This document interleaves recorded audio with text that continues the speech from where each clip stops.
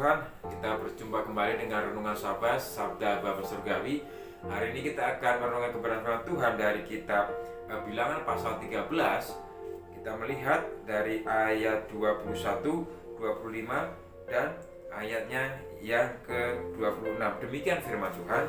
Ayat 21, mereka pergi ke sana lalu mengintai negeri itu mulai dari padang gurun Zin sampai ke Rehob, ke jalan yang menuju ke Hamat. Kemudian ayat yang ke-25, sudah lewat 40 hari pulanglah mereka dari pengintaian negeri itu dan langsung datang kepada Musa, Harun dan segenap umat Israel di Kades di padang gurun Paran. Mereka membawa pulang kabar kepada keduanya dan kepada segenap umat itu dan memperlihatkan kepada sekaliannya hasil negeri itu. Saudara kasih Tuhan, ini merupakan peristiwa di mana bangsa Israel mau masuk tanah Kanaan. Sebelum bangsa Israel ini masuk tanah Kanaan, tanah yang dijanjikan Tuhan, rupanya Musa mengutus ke-12 pengintai untuk melihat kondisi yang ada, untuk melihat fakta, untuk melihat kenyataan apa sesungguhnya yang ada di bangsa Kanaan tersebut, di bangsa, di tanah yang dijanjikan oleh Tuhan.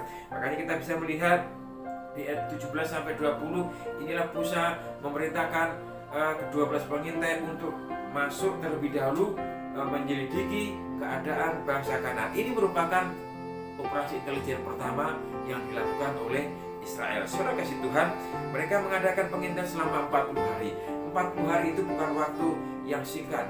40 hari mereka menemukan fakta-fakta yang jelas. Ya, mereka melihat kondisi fakta dengan penduduknya, bahkan wilayahnya, bahkan tanahnya, bahkan kebiasaan adat istiadat yang terjadi di tengah bangsa itu. Saudara kasih Tuhan, dan hasilnya kita bisa melihat di ayat 27 dikatakan, mereka menceritakan kepadanya, kami sudah masuk ke negeri yang kau suruh kami, dan memang negeri itu berlimpah-limpah susu dan madunya. Inilah hasilnya.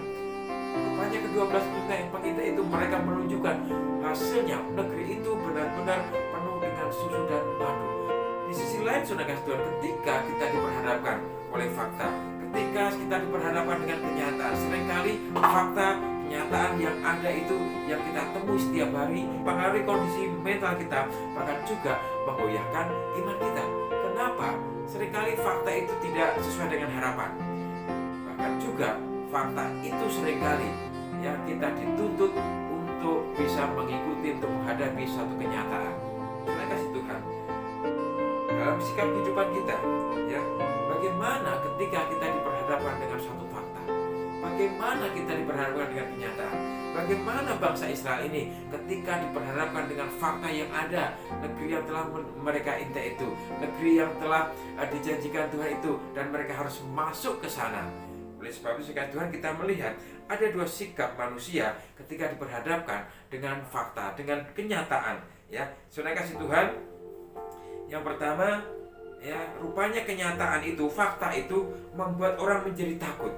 Fakta membuat orang menjadi pesimis. Bahkan fakta, kenyataan membuat orang kalah sebelum pertandingan. Kita bisa melihat di pasal 13 tadi ayat 27, ketika mereka sudah mengatakan memang negeri itu berlimpah-limpah dengan susu dan madunya.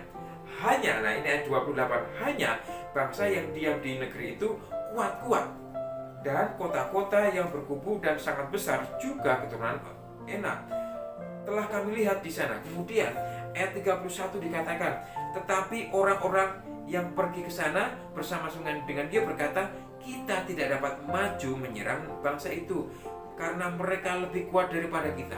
Ini fakta yang mereka lihat ketika mereka berhadapan dengan orang-orang yang kuat, yang gagah, bahkan kota-kota yang ada di sana, penduduk di sana, mereka mulai ciut. Bahkan ayat 32 dikatakan, juga mereka menyampaikan kepada orang Israel kabar busuk. Mereka menyampaikan kabar yang tidak baik tentang negeri yang diintai mereka dengan berkata apa? Negeri yang telah kami lalui untuk diintai adalah suatu negeri yang memakan penduduknya, dan semua orang yang kami lihat di sana adalah orang-orang yang tinggi-tinggi perawakannya. Dia menyampaikan kabar yang tidak baik. Memang di sana terjadi, yang fakta yang terjadi adalah banyak penduduk di sana, ada orang-orang yang tinggi besar, ya, orang Kanaan. Saudara kasih Tuhan, ini faktanya juga bahwa ketika diperhadapkan dengan suatu kenyataan, seringkali kita menjadi takut. Ya, oleh sebab itu, ketika mereka mengalami ketakutan, Kaleb berusaha untuk menerangkan bangsa itu. Di ayat ke-30 kita bisa melihat. Ini fakta yang pertama, bahwa ketika berhadapan dengan kenyataan, seringkali kita menjadi ciut, bahkan juga takut, pesimis, dan akhirnya kalah sebelum bertanding. Yang kedua, sudah kasih Tuhan, di ayat 30, ayat 30, ya, kita bisa melihat ayat yang dikatakan, kemudian Kaleb mencoba menentangkan bangsa itu di hadapan Musa, katanya, tidak, kita akan maju dan menduduki negeri itu sebab kita pasti akan mengalahkannya. Saudara, fakta yang kedua, ya, kenyataan itu membuat manusia, membuat kita bisa termotivasi, bisa optimis, mendatangkan semangat dan percaya pada pernyataan Tuhan. Ini yang terjadi adalah dialami oleh Kaleb. Dia berkata, kita akan maju, kita akan menduduki negeri itu sebab kita pasti, ada semangat, ada keyakinan di situ. Kaleb berkata pasti akan masuk dan mengalahkan mereka. Saudara kasih Tuhan, kita bisa melihat juga di pasal 14 ayat 6 sampai dengan ayat 8 dikatakan seperti ini. Tetapi Yosua bin Nun dan Kaleb bin Yefune yang termasuk orang-orang yang telah mengintai negeri itu mengoyakkan pakaiannya dan berkata kepada segenap umat Israel, negeri yang kami lalui dan kami intai itu ada luar biasa baiknya. Dia berkata luar biasa baiknya. Kemudian ayat yang ke-8 dikatakan, jika Tuhan berkenan, ya, maka ia akan membawa kita masuk ke negeri itu dan memberikannya kepada kita suatu negeri yang berlimpah-limpah susu dan madunya. Ini sudah kasih Tuhan, kenyataan bisa menimbulkan suatu rasa optimis.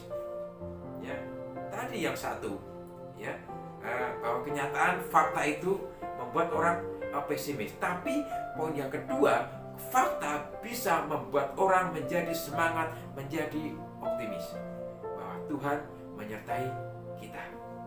Saudara kasih Tuhan, fakta yang dialami oleh bangsa Israel ini, ya, rupanya mereka harus berhadapan dengan banyak sekali tantangan. Oleh sebab itu, Kaleb berusaha menenteramkan bangsa itu karena Kaleb percaya bahwa mereka akan masuk ke negeri yang dijanjikan Tuhan itu. Dan kemudian dikatakan di ayat 9, hanya janganlah memberontak kepada Tuhan dan janganlah takut kepada bangsa negeri itu sebab mereka akan kita telan habis. Yang melindungi mereka sudah meninggalkan mereka, sedang Tuhan menyertai kita.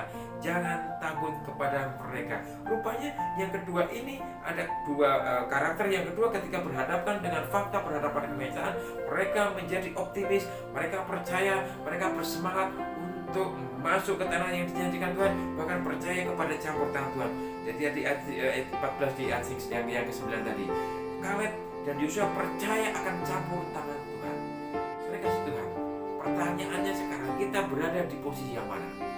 Atau kita yang optimis atau kita yang pesimis? Dan dampaknya, ini yang ketiga, dampak dari sikap hidup kita ketika kita diperhadapkan dengan kenyataan.